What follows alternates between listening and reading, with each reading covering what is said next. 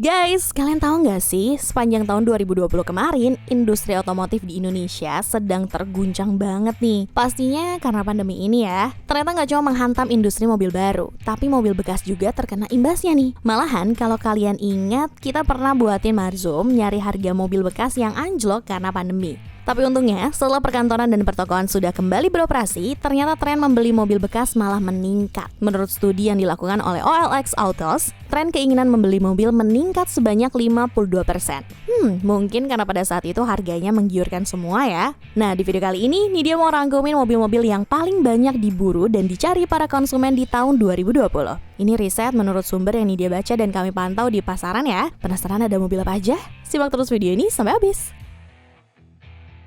Di posisi kelima, mobil bekas terlaris sepanjang 2020 ini ada mobil kompak dari pabrikan Honda, yaitu Honda Brio. Nah, Nidia setuju sih kalau mobil ini menjadi yang terlaris kelima. Karena setiap kita Marzum, ada aja tuh 1-2 unit Brio yang mejeng di showroom mobil bekas.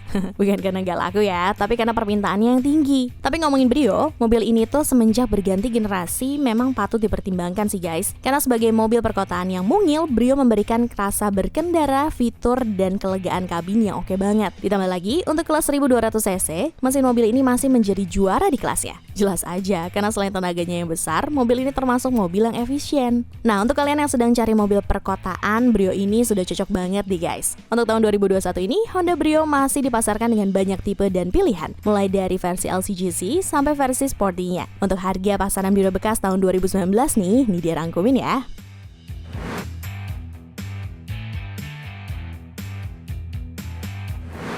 Keempat yang terlaris datang dari pabrikan Daihatsu nih guys. Tapi bukan Sigra atau Ayla ya, melainkan Daihatsu Xenia.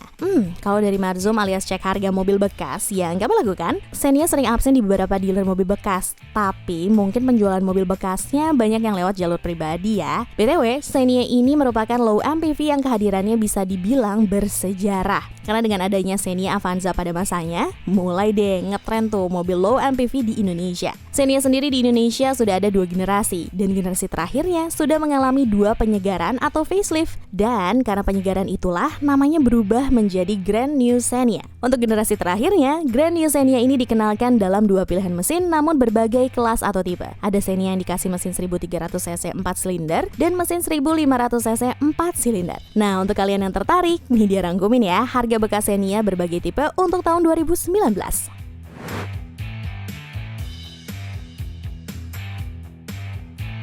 Di urutan ketiga, ada mobil yang mengisi segmen medium hatchback, yaitu Honda Jazz. Kalau tadi segmen kompak hatchback dijuarai oleh Honda Brio, sekarang giliran kakaknya nih yang mendominasi di penjualan mobil medium hatchback bekas sepanjang tahun 2020 ini. Emang sih, secara penjualan mobil baru, Honda Jazz juga masih menjadi juara di antara para kompetitornya. Jadi mungkin hasil itu berbanding lurus sama dengan pasar mobil bekasnya. Nah, Honda Jazz sendiri di Indonesia sudah memiliki 3 generasi. Generasi terakhirnya dikenal dengan kode bodi GK5. GK5 ini juga nggak kalah eksis loh jika dibandingkan dengan versi pendahulunya seperti Jazz GE8 dan Jazz GD3. Keunggulan dari mobil ini pastinya ada pada desain yang cukup digemari anak muda, mesin yang paling bertenaga, dan kelegaan kabin yang juga cukup lapang. Khusus Jazz ini dia rangkumin harga bekas dengan tipe tertingginya dari tahun 2014 sampai 2019 ya.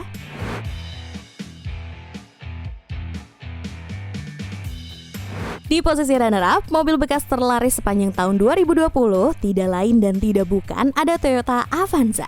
Aduh, ternyata dominasi Avanza nggak hanya di penjualan mobil baru ya, tapi di mobil bekas Avanza juga masuk dalam radar juara. Jelas aja, Avanza ini sejak kemunculan di tahun 2004 jadi mobil yang banyak menyita perhatian. Selain karena desainnya yang keren untuk mobil keluarga, harganya juga terjangkau banget. BTW, sama seperti Xenia, Toyota Avanza ini di Indonesia sudah ada 2 generasi. Generasi terakhirnya dikenal dengan nama New Avanza yang lahir di tahun 2011.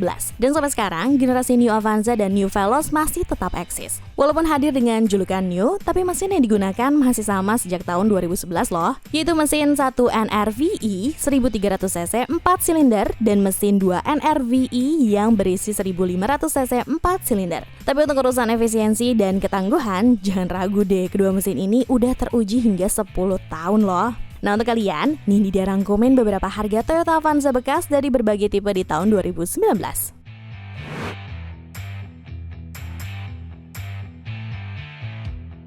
Dan yang jadi juara mobil bekas yang paling banyak dicari sepanjang tahun 2020 kemarin ada the one and only Toyota Kijang Innova. Pantesan nih, setiap kita Marzum banyak banget yang nanyain harga bekas Kijang Innova ya. Emang sih, semenjak berganti menjadi Kijang Innova Reborn, mobil ini dikenal sebagai MPV yang sangat bisa memenuhi kebutuhan masyarakat Indonesia. Desainnya keren, mesinnya bertenaga, kabinnya mewah, dan juga fitur yang cukup banyak. Angkat topi deh buat si Innova ini.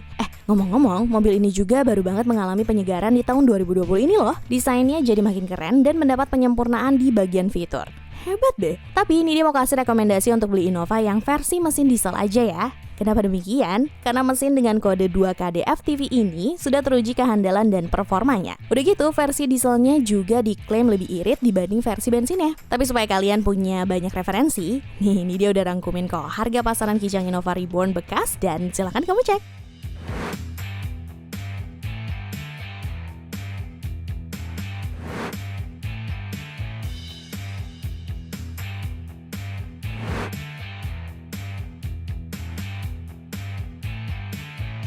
BTW, harga dan daftar mobil ini Nidia riset dari data yang beredar di pasar mobil bekas wilayah DKI Jakarta. Pastinya harga-harga yang Nidia rangkum adalah harga kisaran, bukan harga yang mutlak. Gimana menurut kalian? Ada nggak sih mobil lain yang harusnya masuk dalam 5 besar ini? Atau kalian emang ngejagoin 5 mobil ini? Coba diskusi sama Nidia di kolom komentar ya. Habis komen, jangan lupa juga untuk kamu like, share, dan subscribe channel YouTube Pricebook Otomotif. Nidia pamit dulu. Ciao Bella!